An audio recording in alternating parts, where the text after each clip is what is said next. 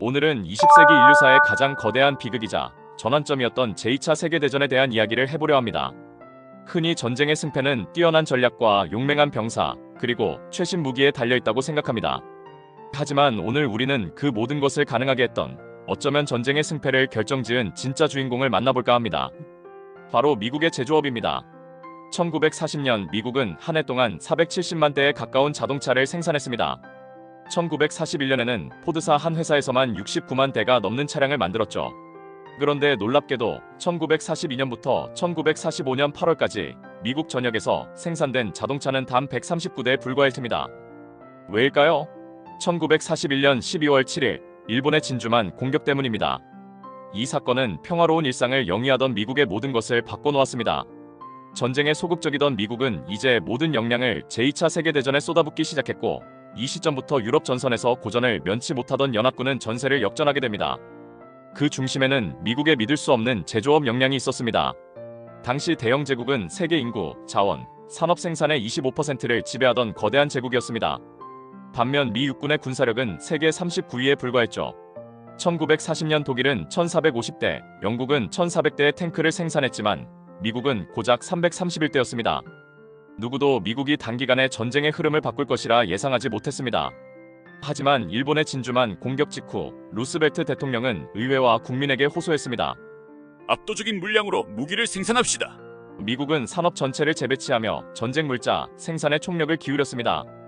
이 과정에서 미국의 제조업 효율성은 전 세계를 놀라게 했습니다.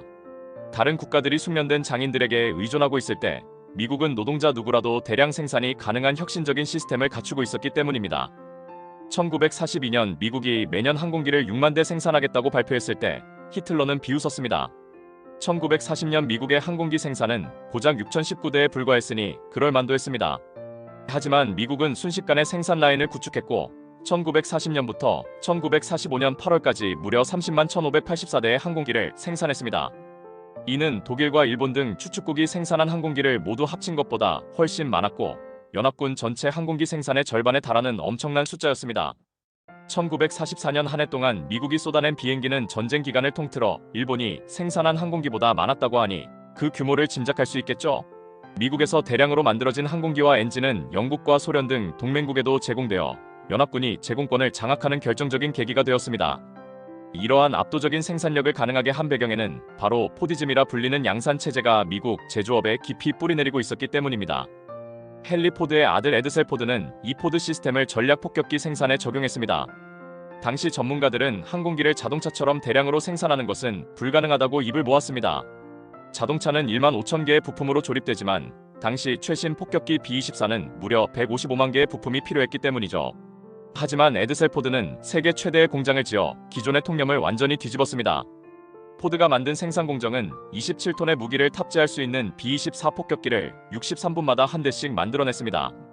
월스트리트 저널은 이를 기적이라고 표현했습니다. 이에 질세라 또 다른 자동차 생산자 크라이슬러도 나섰습니다. 그들은 탱크 양산 시스템을 만들었고 이렇게 탄생한 무기가 바로 셔먼 전차입니다. 크라이슬러 공장 하나에서만 전쟁 기간 동안 독일이 생산한 전차보다 더 많은 전차를 만들었습니다. 당황한 독일은 고성능 전차들을 잇따라 내놓았지만 생산량에서 밀리며 전쟁 양상은 급변했습니다. 독일이 티거 전차 한 대를 만드는 시간에 미국은 셔먼 전차 37대를 생산할 수 있었습니다. 크라이슬러 공장은 심지어 원자폭탄 제조에도 투입되었습니다. 제너럴 모터스도 마찬가지였습니다.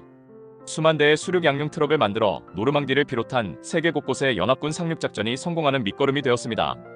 미국에서 대량으로 생산된 전쟁 물자가 유럽 동맹국들에 수송되기 시작하자 독일의 잠수함 유보트는 대서양에서 필사적으로 이를 막으려 했습니다.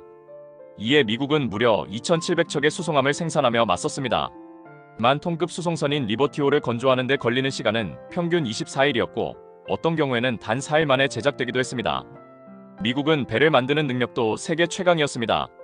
심지어 항공모함을 일주일에 한 척씩 진수하면서 이들을 수송선단 호위에 사용해 유보트 공격을 막아냈습니다. 미국은 전쟁 동안 무려 141척의 항공모함을 새로 제작했습니다. 이 같은 시기 일본이 보유했던 항공모함은 고작 16척이었다는 점을 생각하면 미국의 압도적인 생산력이 하늘과 땅 바다를 완전히 장악했음을 알 수 있습니다. 전쟁이 끝날 무렵 세계 산업 생산의 절반이 미국에서 이루어졌습니다.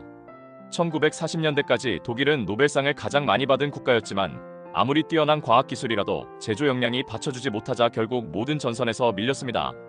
궁지에 몰린 독일과 일본은 점령지에서 착취한 노동력으로 총력전을 펼쳤지만 미국은 현대화된 생산체계로 이를 압도했습니다. 제2차 세계대전은 모두가 숙련공일 수 없는 현대 산업에서는 노동자를 갈아넣는 방식으로는 절대로 시스템을 이길 수 없다는 것을 명확히 보여주었습니다. 이 시점부터 미국은 군사력뿐 아니라 세계 경제를 지배하는 절대 강자가 되었습니다. 그러나 이후 미국의 제조업은 점차 경쟁력을 잃어갔습니다. 1985년 플라자 협정 당시 일본 제조업은 세계 시장의 10%를 넘는 수준이었지만 현재 중국 제조업이 차지하는 비율은 30%가 넘습니다. 중국의 제조업 생산량은 미국, 독일, 일본, 한국, 영국을 합친 것보다 많다고 하니 전 세계 제조업이 중국에 의존하고 있다고 해도 과언이 아닐 정도입니다. 여기에 미국의 깊은 고민이 있습니다. 자신들이 어떻게 세계 최강 대국이 되었는지 가장 잘 알기 때문입니다. 현재 미국은 군함 한 척도 제대로 만들지 못한다는 자조적인 평가까지 나옵니다. 제조업이 국가 경제의 25%를 차지하고 있는 우리 역시 이러한 흐름에서 자유롭지 못합니다. 결국 국가의 지속 가능한 성장과 안보를 위해서는 강력하고 효율적인 제조업 기반이 필수적이라는 교훈을 제2차 세계대전은 우리에게 던져주고 있습니다. 이니의 힐링 캠프는 앞으로도 역사 속에서 현재와 미래의 해답을 찾는 여정을 이어가겠습니다. 오늘 제가 준비한 이야기는 여기까지입니다.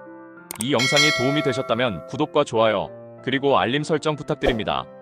댓글로 여러분의 소중한 의견도 많이 남겨주세요. 여러분의 참여가 저에게는 큰 힘이 됩니다.